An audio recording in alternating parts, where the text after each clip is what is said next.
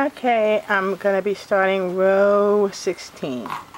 And so that was, actually I did a row of one decrease, but I didn't follow the pattern. I didn't do the frontal post on this particular row around. So you just go into each stitch and starting with the, after you do your slip stitch and you chain 3, and then you're going to start your, you're going to do a decrease stitch, and I kind of do the invisible decrease stitch that I learned from Teresa, and but you can do the traditional decrease stitch because it is a little difficult if you haven't done it before.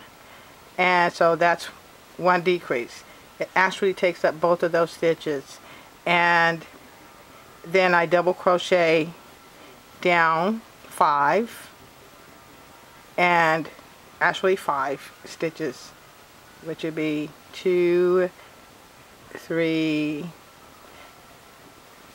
4, 5. Do 5 complete double crochets and do another decrease. So it's 5 double crochets and a decrease. So you wrap over on the decrease, and to do the invisible decrease, then you insert your needle in, don't wrap it, and insert it, bring it over and insert it into the next stitch.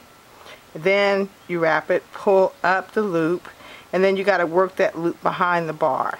Pull it up, and then work your regular double crochet. And so the hidden double crochet just means, like Teresa says, the crochet is actually right in the middle of the stitch below it. So, and then you would go to the next stitch beside it. So it actually takes up 2 stitch place spaces. So you wrap over and go into your next stitch, and then count it 1, 2, 3, 4, 5, and then do your next double crochet decrease. And so we're going to do 1 decrease per row, and this is the starting of the 16th row. Do down to 20 rows of 5 double crochet and then 1 decrease, and we did 4 rows of those. Now we're going to go to our single crochet, so we're only going to chain on 1, and if you've tried it on your hat by now, you'll see it almost fits.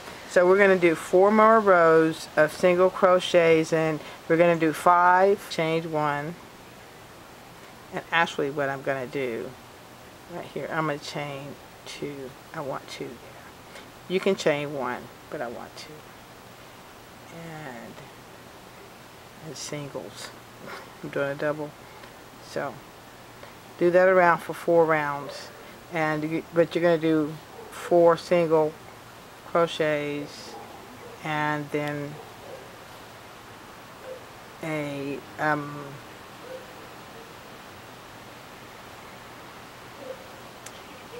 decrease, and I'm doing that magic decrease that I learned from Teresa. So for you beginners,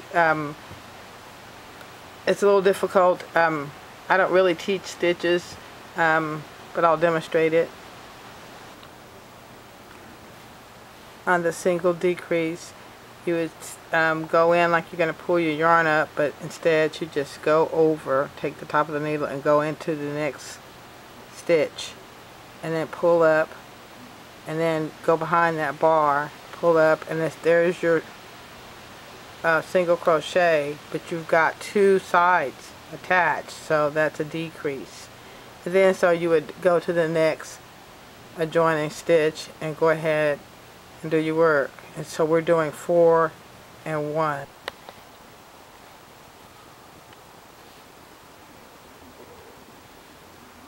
This is my first row of single crochet. I'm not decreasing or anything.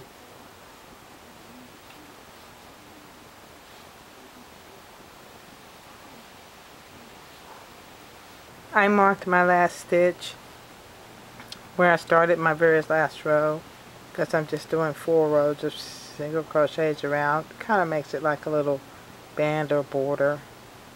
And if you want your tam to be a little looser, then I suggest that you probably go back to your last decrease row and pull it, pull that row out, and then just start doing your double your rows, and then you can skip, chain one and skip one, and chain one and single crochet one and make a drawstring row, and then make your drawstring if you want an adjustable cap. So anyway, this is my last row, and I marked it right here so that I'll know where to stop